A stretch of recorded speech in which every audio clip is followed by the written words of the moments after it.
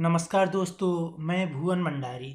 Easy trading tips में आप सभी का हार्दिक स्वागत है। सर्वप्रथम आप सभी को न्यू ईयर 2022 का हार्दिक मंगलमय शुभकामना।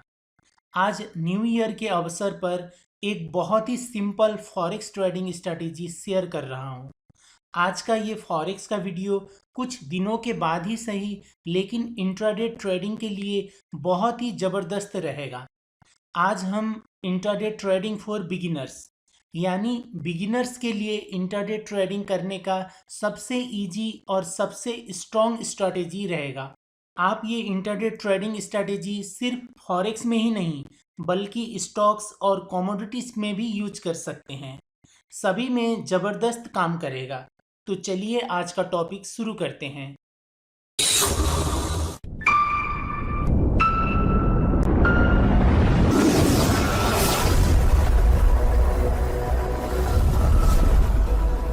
शुरू करने से पहले आप सभी से अनुरोध है, अगर आपने अभी तक इस चैनल को सब्सक्राइब नहीं किया है तो प्लीज़ सब्सक्राइब कर लीजिए और बेल आइकन को भी ऑन कर लीजिए ताकि जब भी मैं कोई नया वीडियो अपलोड करूं तो उसका नोटिफिकेशन आपको तुरंत मिल जाए।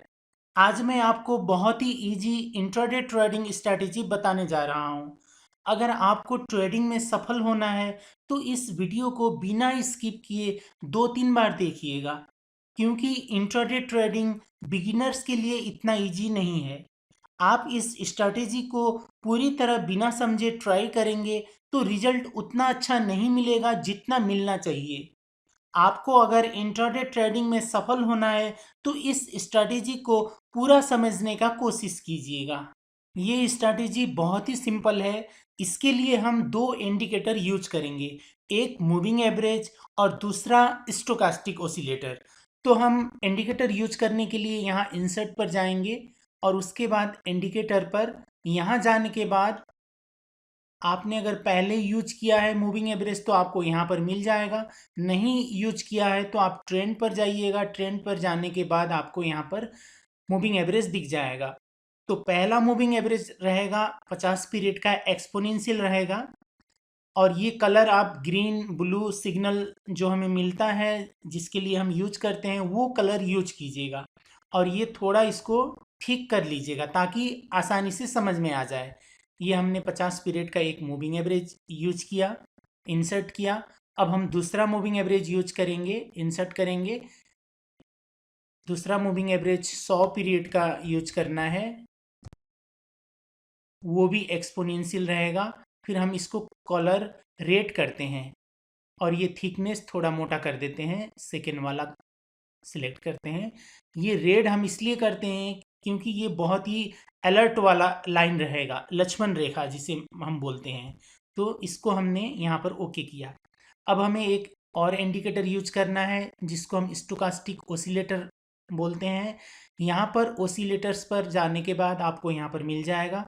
इसका जो बाय डिफ़ॉल्ट सेटिंग होता है उसको हम चेंज करेंगे।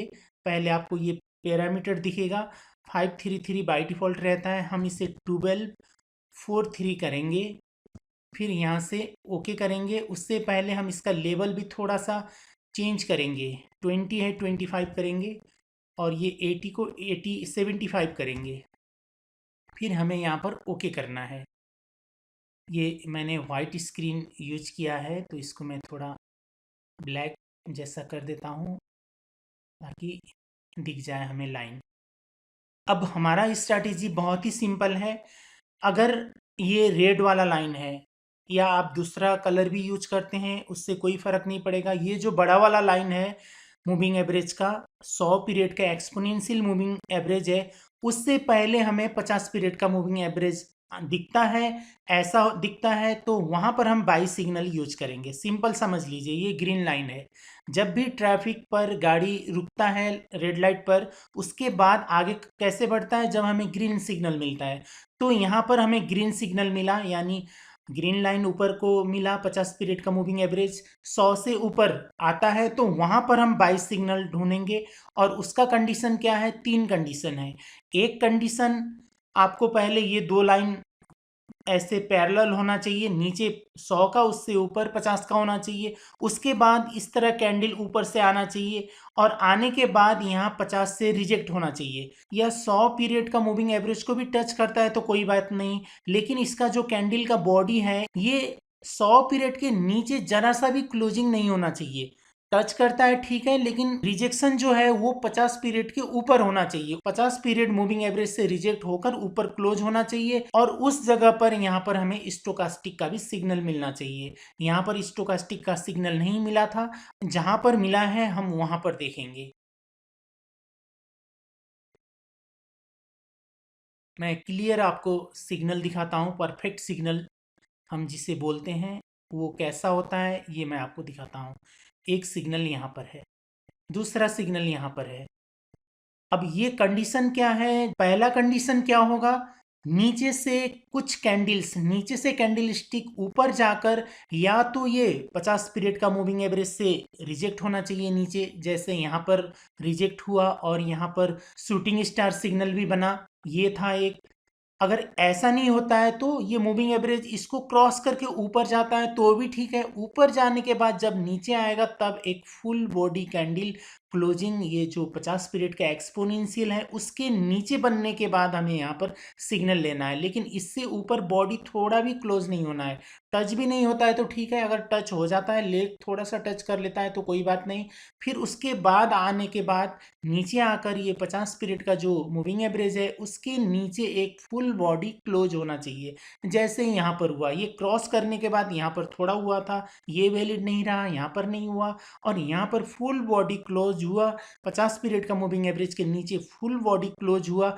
यहाँ पर हम ये हॉरिजॉन्टल वर्टिकल लाइन रखते हैं और नीचे देखते हैं स्टोकास्टिक ने सिग्नल दिया है कि नहीं। बिल्कुल दिया है।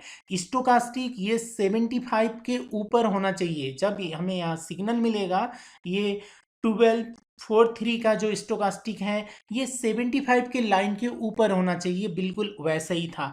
और दूसरा आपको देखना है, जब ये नीचे से क्रॉस किया है, यहाँ पर मैं एक और वर्टिकल लाइन रख देता हूँ, यहाँ पर ये क्रॉस किया था। क्रॉस करने के बाद हमें जहाँ सिग्नल मिला है उसके बीच में सिर्फ एक ही ये स्टोकास्टिक का क्रॉस होना चाहिए, यानी ये जो ग्रीन लाइन है रेड लाइन को क्रॉस एक ही बार करना चाहिए। अगर 2 बार करेगा तो वो वैलिड नहीं होगा। ये आप नोट कीजिएगा, जहां भी आपको सिग्नल मिलेगा उसके पीछे देखना है स्टोकास्टिक का लाइन 75 के ऊपर होना है, वो है।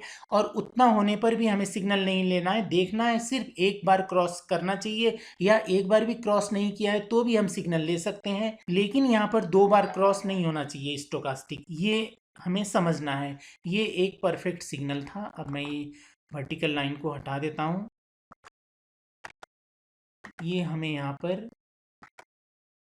एक परफेक्ट सिग्नल मिला, इस कैंडल ने हमें सिग्नल दिया। अब इसने भी दिया था, ये भी शूटिंग स्टार था, नीचे से मार्केट ऊपर गया और ये 50 पीरियड का लाइन से रिजेक्ट होकर हमें यहाँ पर कैंडल स्टिक बना रिवर्सल का, शूटिंग स्टार बना। अब हमें यहाँ पर हॉरिजॉन्टल लाइन रखना है, देखना है नीचे स्टोकास्टिक ने सिग्नल दिया था कि नहीं था, लेकिन यहाँ पर स्टोकास्टिक ने सिग्नल नहीं दिया। जहाँ पर हमें सिग्नल का कैंडल बना वहाँ पर स्टोकास्टिक यहाँ पर था, 75 का लाइन को क्रॉस नहीं किया था, इसलिए हम इसको सिग्नल नहीं लेंगे। हम डबल कन्फर्मेशन ले रहे हैं, हमें स्टोकास्टिक का भी सिग्नल चाहिए और ये मूविंग एवरेज का भी सिग्नल चाहिए। यहाँ पर सिर्फ मूविंग एवरेज का मिला था, स्टोकास्टिक का नहीं मिला था, इसलिए हम इसका सिग्नल नहीं लेंगे। और इसमें एक बात और समझना है, जो ये कैंडल है अगर मूविंग एवरेज को क्रॉस करके ऊपर जाता है, ऊपर जाने के बाद फिर नीचे आकर यहाँ पर मूविंग एवरेज के नीचे एक फुल बॉडी क्लोज होता है, वो रेड वाला होगा। बेरिस में ऊपर जाने के बाद नीचे आएगा वो रेड ही होगा, ठीक है। लेकिन अगर बड़ा कैंडल फुल बॉडी नीचे क्लोज होता है, बहुत बड़ा कैंडल होता है, तो सिग्नल नहीं लेना है। इस तरह का छोटा या एवरेज होना चाहिए, बस इतना ही देखना है। लेकिन कैंडल कैसा था ये नहीं देखना है। अगर मार्केट ऊपर मूविंग एवरेज को क्रॉस करके फिर नीचे आता है, 50 पीरियड का मूविंग एवरेज पर आकर सिग्नल देता है, फुल बॉडी क्लोज होता है, वहां पर हमें कैंडल स्टिक नहीं देखना है। लेकिन यहाँ पर जब ये टच करके रिजेक्ट होता है, टच करते ही रिजेक्ट होता है, तो यहाँ पर हमें कैंडल स्टिक रिवर्सल चाहिए। कोई भी हो रिवर्सल कैंडल स्टिक चाहिए, लेकिन यहाँ नहीं चाहिए, ये आपको समझना है।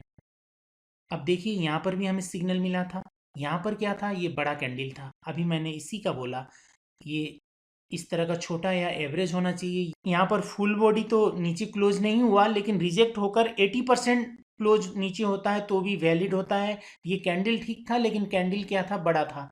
यहाँ पर जहाँ पर इसने क्रॉस किया, नीचे आकर क्लोजिंग दिया, वहाँ पर स्टोकास्टिक ने भी सिग्नल दिया था, 75 का लाइन को ऊपर क्रॉस किया था। लेकिन ये क्या था, ये बड़ा था, ये बड़ा सिग्नल था। ऐसे में हमें स्टॉप लॉस ज़्यादा होता है, 11-12 पिप्स का स्टॉप लॉस होगा।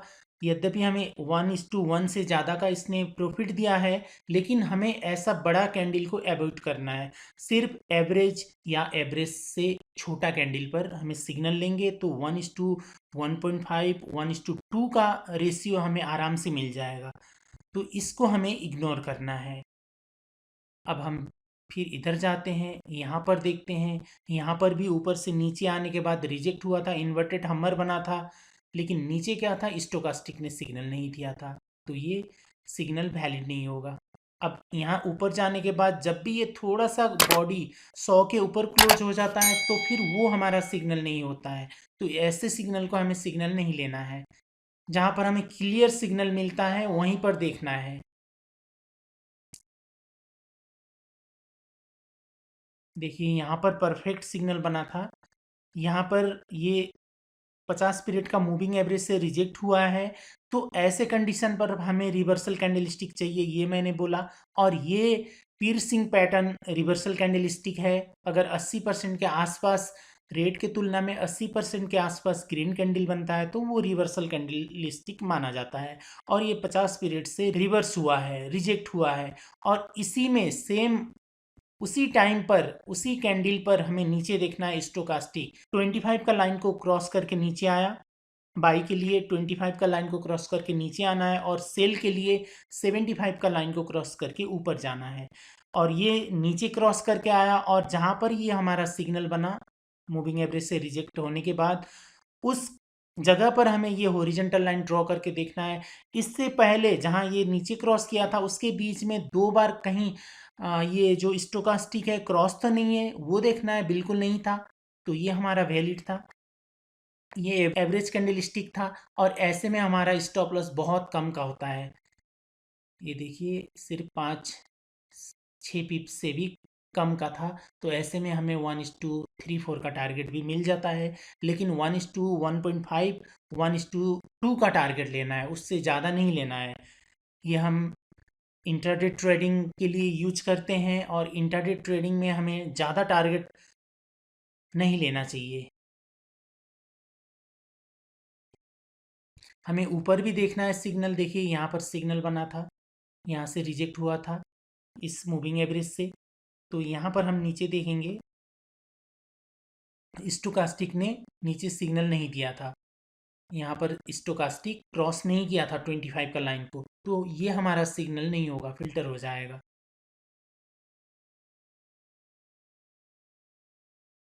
अब ऐसे में सिग्नल देखना है, ऊपर 100 पीरियड का मूविंग एवरेज होना चाहिए, और नीचे 50 पीरियड का सेल के लिए, और बाई के लिए नीचे 100 पीरियड का होना चाहिए, ऊपर 50 पीरियड का होना चाहिए। अब यहाँ पर हमें सिग्नल मिला था, मैंने बोला ऊपर से मार्केट नीचे आना चाहिए, आया, आने के बाद 50 का लाइन को क्रॉस किया, क्रॉस करने के बाद फिर ऊपर जाकर यहाँ पर फुल बॉडी क्लोज हुआ, तो ये हमारा सिग्नल था। यहाँ पर हम ये रखेंगे,